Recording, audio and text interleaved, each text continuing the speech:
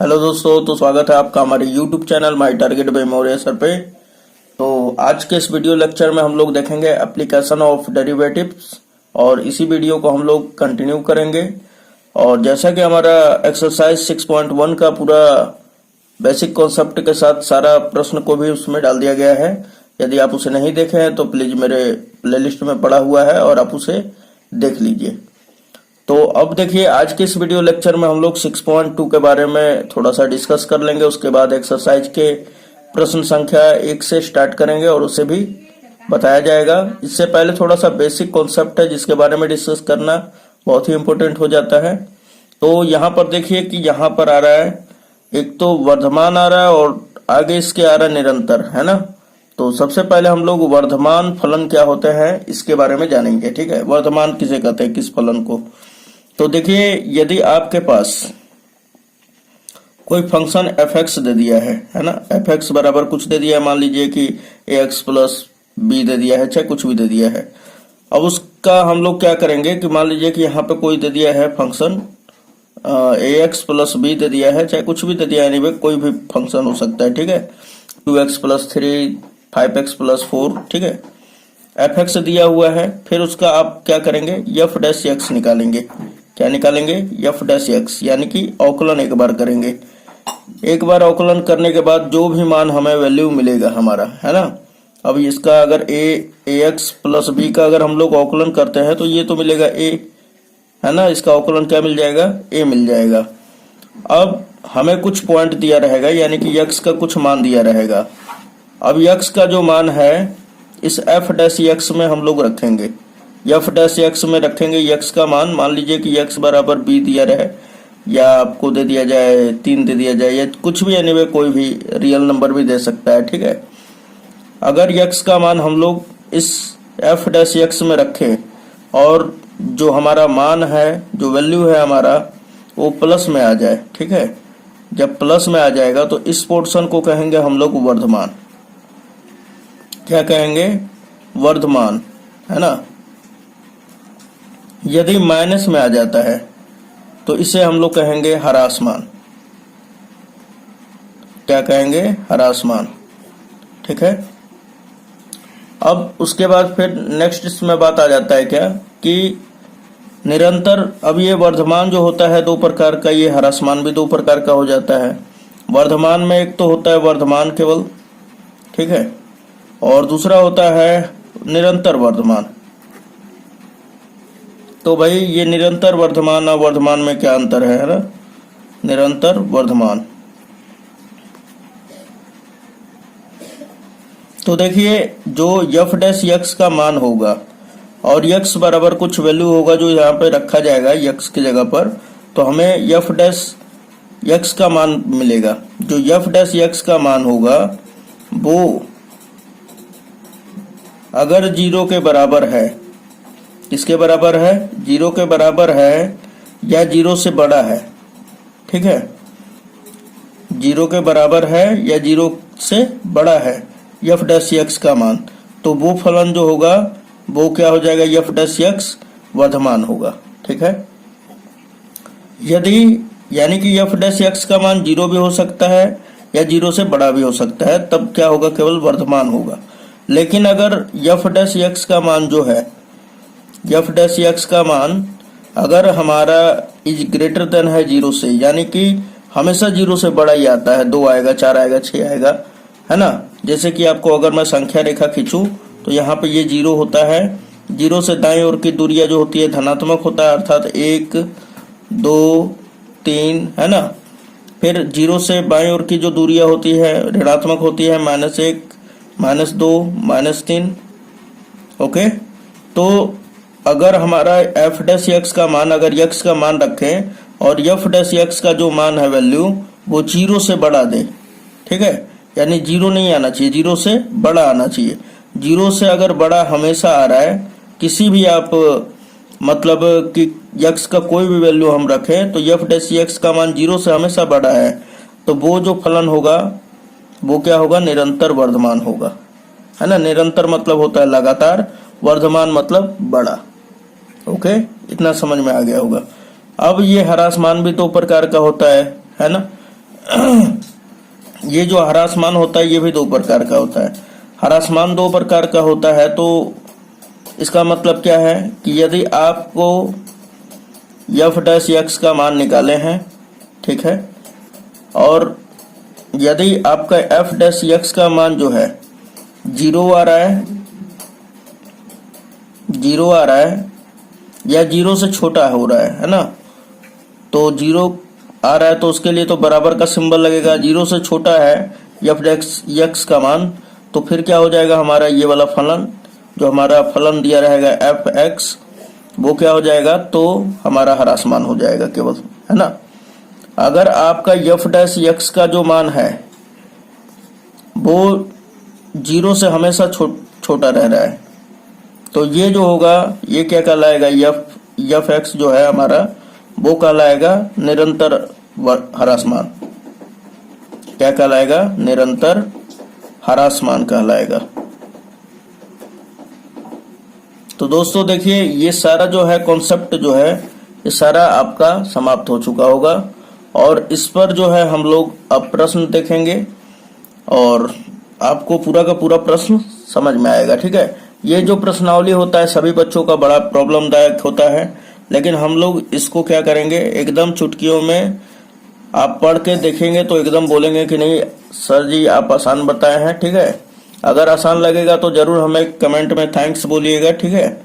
तो चलिए, अगर कोई प्रॉब्लम होता है तो फिर भी हमें कमेंट से पूछ सकते हैं कि नहीं क्या हम आपको दिक्कत है, उसका हम सोल्यूशन करके फिर से दूसरा वीडियो प्रोवाइड कर देंगे।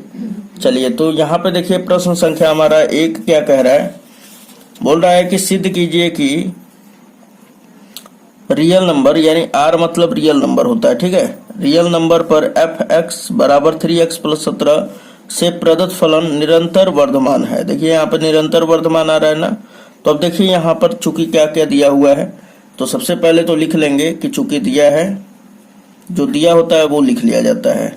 चूंकि दिया है, क्या दिया हुआ है दोस्तों, तो एफ एक्स बराबर 3x + 17, है ना। अब इसका क्या करेंगे हम लोग, एफ डैश निकालेंगे, तो एफ डैश एक्स प्राप्त करेंगे, यानी एक्स के सापेक्ष इसका अवकलन। तो यहाँ पे आ जाएगा हमारा 3, एक्स का अवकलन 1 हो जाता है और 17 का क्या हो जाएगा, 0 हो जाएगा, है ना। फिर बराबर अगर हम लोग निकाले तो ये आ जाएगा 3 केवल प्राप्त होगा। कहने का मतलब है कि एफ डैश एक्स जो होगा वो मिलेगा हमें 3। अब देखिए बोल रहा है कि सिद्ध कीजिए कि यक्स का जो मान है रियल नंबर पर बिलोंग करता है ना, तो उसके लिए जो फलन है हमारा एफ एक्स वो निरंतर वर्धमान है ना, निरंतर वर्धमान है, यानी हमेशा लगातार वर्धमान है, लगातार प्लस में है, ठीक है, वृद्धिमान है, इसका ये अर्थ होता है।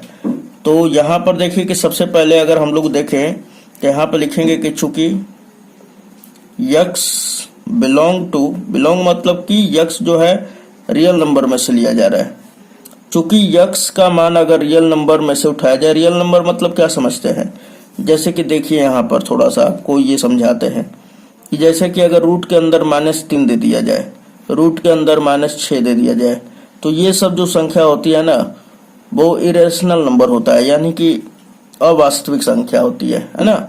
लेकिन जो वास्तविक संख्या होती है, इरेशनल नंबर कह रहे हैं, ये अवास्तविक संख्या होता है, ठीक है। अगर कोई संख्या माइनस में है और वो रूट के अंदर में है तो वो क्या हो जाता है, तो अवास्तविक संख्या होता है। और इन सभी को छोड़कर जितनी भी संख्या होती है, √3 हो गया, 5 हो गया, 5/3 हो गया या 3/6 हो गया, ये सब जो है ये सब रियल नंबर होता है, जो कि रूट के अंदर माइनस में नहीं होता है, ठीक। तो ये हमारा अवास्तविक संख्या है और ये क्या है, वास्तविक संख्या है। तो बोल रहा है कि यक्स जो है, सिद्ध कीजिए कि रियल नंबर पर एफ एक्स से प्रदत्त फलन जो है निरंतर वर्धमान है ना। तो अगर यक्स का मान हम लोग कुछ भी ले लें और यहाँ पे रखें, तो यहाँ पर यक्स तो है ही नहीं, चर तो है ही नहीं, तो जब चर है ही नहीं तो ये हमेशा 3 ही आएगा, है ना। तो यहाँ पे क्या लिखेंगे कि चूंकि यक्स बिलोंग टू आर पर एफ डैश यक्स का जो मान होगा वो हमेशा सदैव बड़ा होगा 0 से, है ना। जब ये हमेशा बड़ा होगा 0 से, तो अतः हम लोग क्या कह सकते हैं, अतः फलन, दिया गया फलन, दिया गया फलन अर्थात एफ डैश एफ एक्स निरंतर क्या होगा दोस्तों, तो वर्धमान होगा। ठीक है, वर्धमान होगा। तो ये बात आप समझ में आपको आ गया होगा। तो इसका जो है हमारा आंसर दूसरे का यही होगा। ओके, तो चलिए क्वेश्चन नंबर सेकंड देखते हैं, दूसरा नंबर।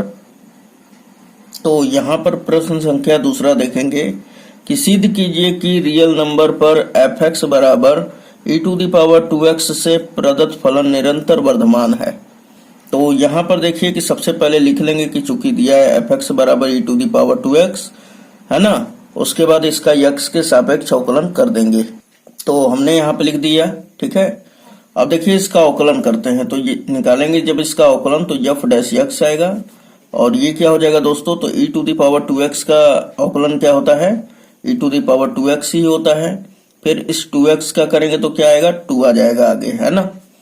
अब अगर आप देखें यहाँ पर कि 2 तो हमेशा प्लस में ही रहेगा, तो यहाँ पे बोला है कि सिद्ध कीजिए कि निरंतर वर्धमान होता है ना। तो यहाँ पे लिखेंगे कि चूंकि x belong to capital R पर f डैश x, अब क्या होगा, तो अब यहाँ पे देखिए सबसे पहले कि अगर मैं इस चीज को इस तरह लिख दूं, x का मान अगर मैं -2 रख रहा हूं, तो यहाँ पे क्या आ जाएगा, e⁻⁻4 है ना। और जब -4 हो जाएगा तो हो सकता है तो माइनस में भी आ सकता है इसका मान e⁻²x का, है ना। लेकिन अगर हम एक कंडीशन अगर थोड़ा सा इस पे यहाँ पर थोड़ा सा यूज करें माइंड, तो ये बहुत ही आसान हो जाएगा। ये हमेशा कोई भी एनीवे कोई भी कहेगा, है ना, कि नहीं ये प्लस में ही होगा। चलिए अच्छा थोड़ा सा हम आपको बता दें।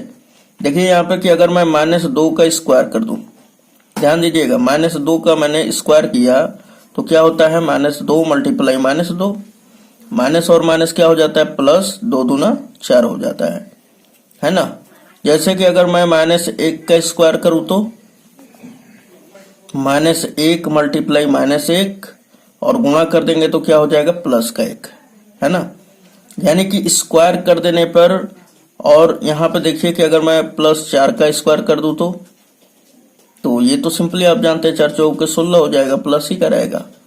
तो यहां से क्या स्पष्ट हो रहा है कि अगर मैं माइनस का स्क्वायर करूं या प्लस का स्क्वायर करूं तो वो हमेशा कैसा संख्या देगा, एक धनात्मक संख्या देगा, यानी प्लस का संख्या देगा, है ना। तो कहने का मेरा ये तात्पर्य है यहाँ पर कि मैं अगर इसको लिखना चाहूं तो 2 इंटू e⁻x का होल पावर 2 लिख सकता हूं क्या। फिर 2 का मल्टीप्लाई करूंगा x में तो ये तो e⁻²x ही हो जाएगा। और जब e⁻x का होल स्क्वायर मैंने कर दिया और x का मान कुछ भी रखूं इसमें से, रियल नंबर में से, -1 -4 -8 10 +2 √2 कुछ भी रखूं, एनीवे कोई भी मान वैल्यू रखा जाए, तो वो जो होगा f डैश x का मान जो आएगा वो हमेशा ग्रेटर देन 0 ही होगा। होगा कि नहीं होगा, एकदम होगा। तो जब f डैश x का मान 0 से सदैव बड़ा हो जाता है तो हम क्या कहते हैं कि अतः दिया गया फलन क्या होगा, निरंतर वर्धमान होगा।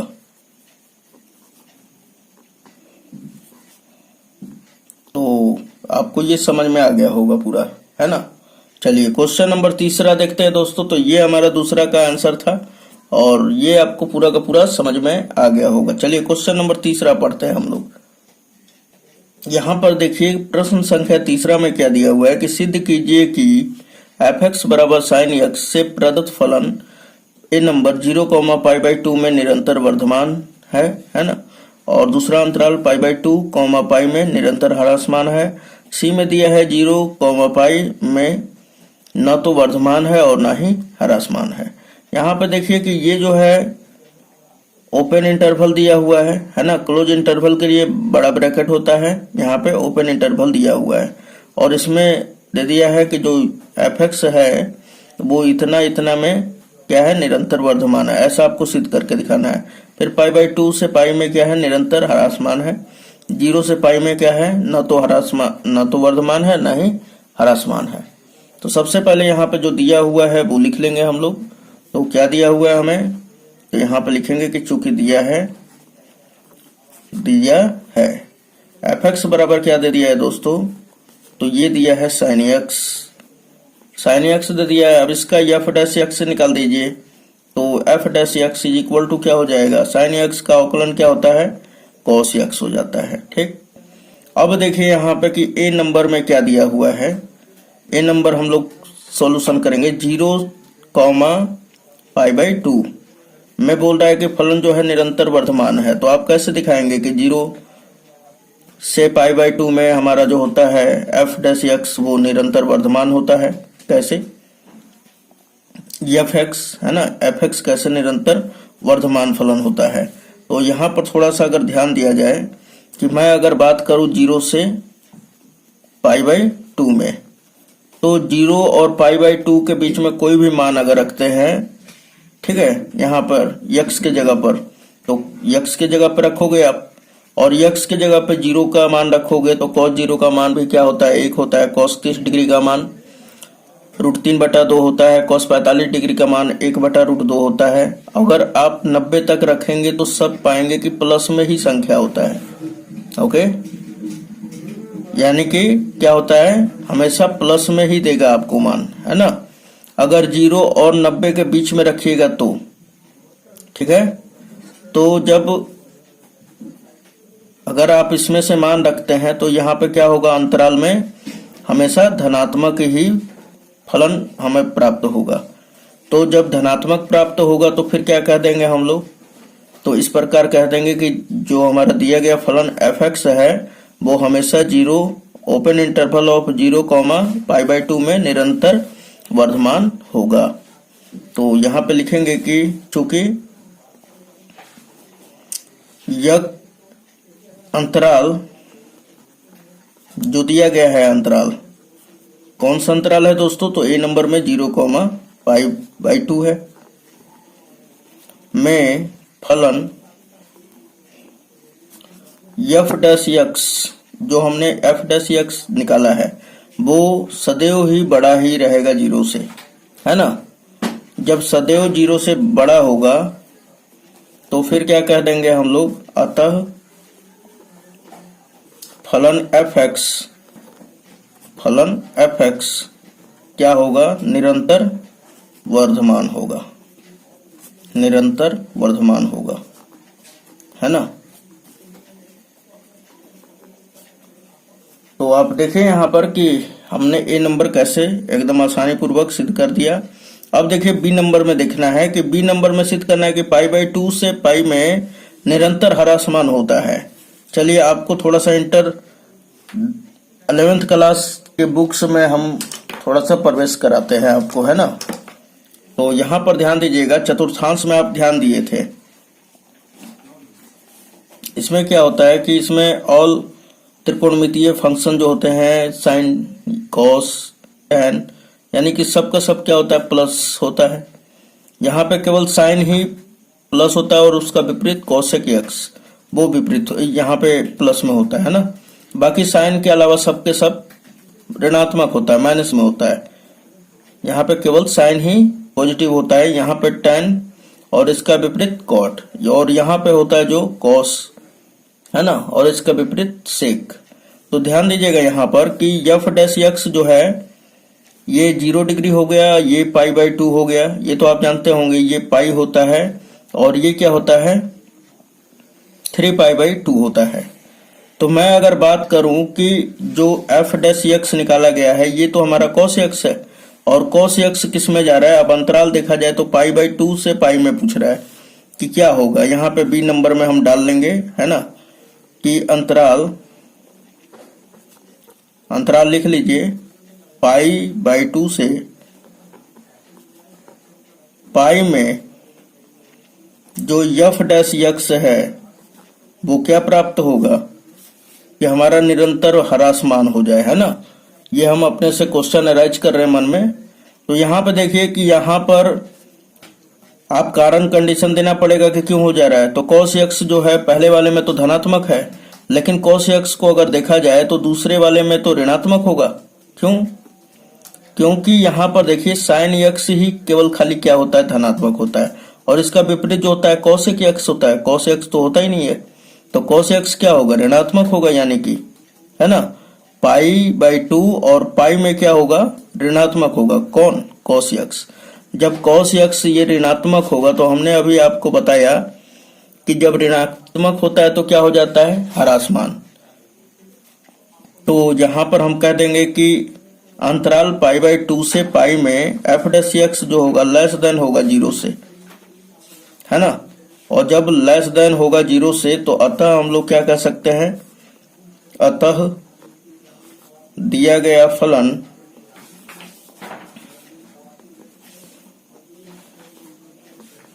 निरंतर ह्रासमान होगा, है ना। क्या होगा दोस्तों, निरंतर ह्रासमान होगा। नेक्स्ट क्वेश्चन पे चलते हैं। अब क्वेश्चन नंबर सी इसमें दिया हुआ है क्या कि 0 से पाई में, मतलब 0, में न तो वर्धमान है और न ही ह्रासमान है। तो अगर हम देखें यहाँ पर थोड़ा सा फिर से अगर हम बना दें यहाँ पर कि जैसे कि यहाँ पर बना दिया जाए, है ना। तो 0 तो यहाँ पे होगा, फिर π/2 यहाँ पर होगा, ये पाई होगा, और यहाँ पे होगा 3π/2। और यहाँ पे बोल रहा है 0 से पाई में न तो वर्धमान और न ही ह्रासमान आपको सिद्ध करना है। तो फलन हमारा क्या है, cos x है। और cos x देखें तो 0 और पाई के बीच में तो धनात्मक होता है cos x, है ना। लेकिन अगर मैं π/2 से और पाई का बात करूं तो यहाँ पे होता है क्या, ऋणात्मक होता है cos x। तो इसका मतलब क्या है कि 0 और पाई के बीच में जो होगा cos x हमारा क्या होगा, प्लस भी होगा और माइनस भी होगा। और जब प्लस और माइनस दोनों ही होता है तो वो जो फलन दिया गया फलन होता है वो तो न तो वर्धमान होगा और न ही ह्रासमान होगा। तो यहाँ पे लिख देंगे हम, क्या लिखेंगे, सी नंबर में, कि जो हमारा अंतराल दिया हुआ है 0, पाई, यहाँ पे लिखेंगे कि चूंकि अंतराल 0, पाई में, पहले ले लेते हैं 0 से π/2 में, है ना, π/2 में f'(x) का जो मान होगा यानी cos x होगा जो, वो क्या हो जाएगा दोस्तों, तो ग्रेटर देन होगा 0 से, है ना, यानी प्लस होगा 0 से π/2 के बीच में।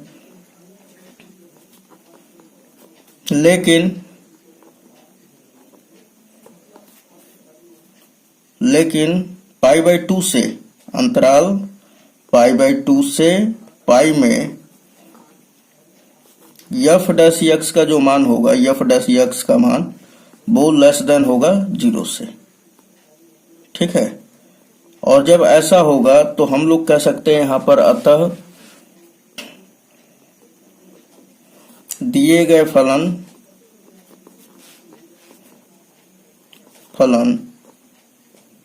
अंतराल 0, पाई में न तो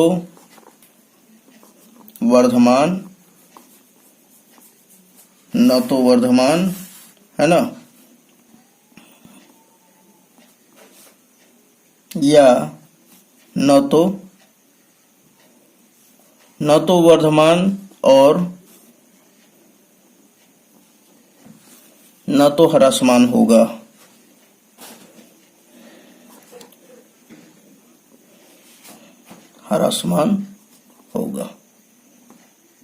ठीक है दोस्तों, तो ये हमारा जो है क्वेश्चन नंबर तीसरा से है, ठीक है, सी नंबर में। और ये जो था हमारा बी नंबर में था और ये ए नंबर में। तो उम्मीद है दोस्तों ये सारा का सारा आपको समझ में आ गया होगा। तो चलिए मिलते हैं नेक्स्ट वीडियो में, धन्यवाद। और आपको वीडियो कैसा लगा है हमें कमेंट में जरूर बताएं, ठीक है। और कोई प्रॉब्लम होता है तो हमें कमेंट करके जरूर पूछ सकते हैं। चलिए तो मिलते हैं नेक्स्ट वीडियो में दोस्तों।